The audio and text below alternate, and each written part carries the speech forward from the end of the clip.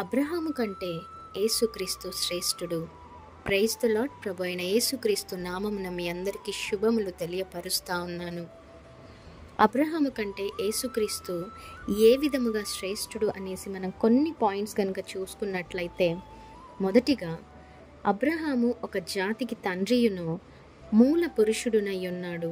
మత్తయి రాసిన సువార్త 3వ అధ్యాయము 8వ వచనం చూడండి. అలాగే యోహాను రాసిన సువార్త 8వ అధ్యాయము 56 అండ్ 58 వచనంలో చూసుకున్నట్లయితే మీకు ఇంకా క్లుప్తముగా అర్థమవుతుంది. అలాగే యేసుక్రీస్తు అయితే సర్వలోకమునకు నిత్యుడైన తండ్రియునై ఉన్నాడు.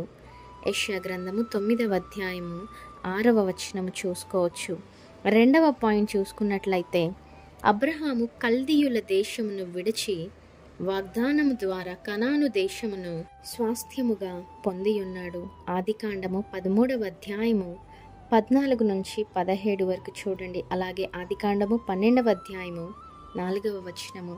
యేసుక్రీస్తు అయితే పరలోకమును విడిచి భూలోకమునకు వచ్చి రక్షణ కార్యము నెరవేర్చిన తరువాత తండ్రి కుడి పార్శ్వమును ఆసీనుడై ఉన్నట్లుగా మనం చూస్తాము. యోహాను రాసిన సువార్త 7వ అధ్యాయము 27, 28. అలాగే యోహాను రాసిన సువార్త 14వ అధ్యాయము 1 నుండి 3 వరకు చూసుకోవచ్చు. మూడవదిగా, అబ్రహాము యుద్ధంలో చెరపట్టబడిన తన సహోదరుని కుమారుణ్ణి అతనికి ఉన్న సమస్తమును యుద్ధము చేసి విడిపించెను. ఆదికాండము 14వ అధ్యాయం 16. అలాగే యేసుక్రీస్తు అయితే మనుష్యులందరి పాప దాస్యము నుండి మరణము నుండి విడిపించెను. రోమీలకు రాసిన పత్రిక 8వ అధ్యాయము 1 నుండి 12. అలాగే గలతీయులకు రాసిన పత్రిక 5వ అధ్యాయము 1వ వచనము చూసుకోవచ్చు. నాలుగవదిగా, అబ్రహాము తన కుమారుడైన ఇస్సాకును బలిగా అర్పించాడు.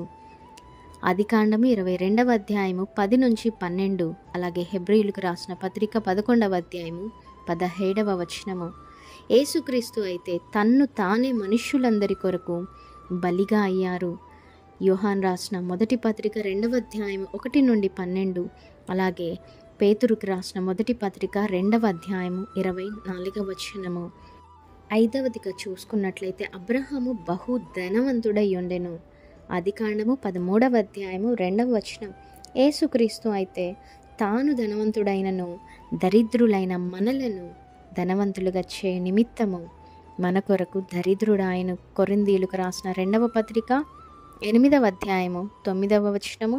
ఫిలిప్పీయులకు రాసిన పత్రిక 4వ అధ్యాయము 19వ వచనం చూసుకున్నట్లయితే, ఇలా అనేకమైన మనకు యేసుక్రీస్తు అబ్రహాము కంటే ఏ విధముగా శ్రేష్ఠుడు అనేసి ఇంకా చాలా పాయింట్స్ ఉండడం జరిగిందండి. ఈ వీడియోస్ కనుక మీకు ఉపయోగపడుతున్నాయి అనేసి అనిపించినట్లయితే మీ ఫ్యామిలీ అండ్ ఫ్రెండ్స్కి షేర్ చేయండి. ఛానల్ని సపోర్ట్ చేయండి.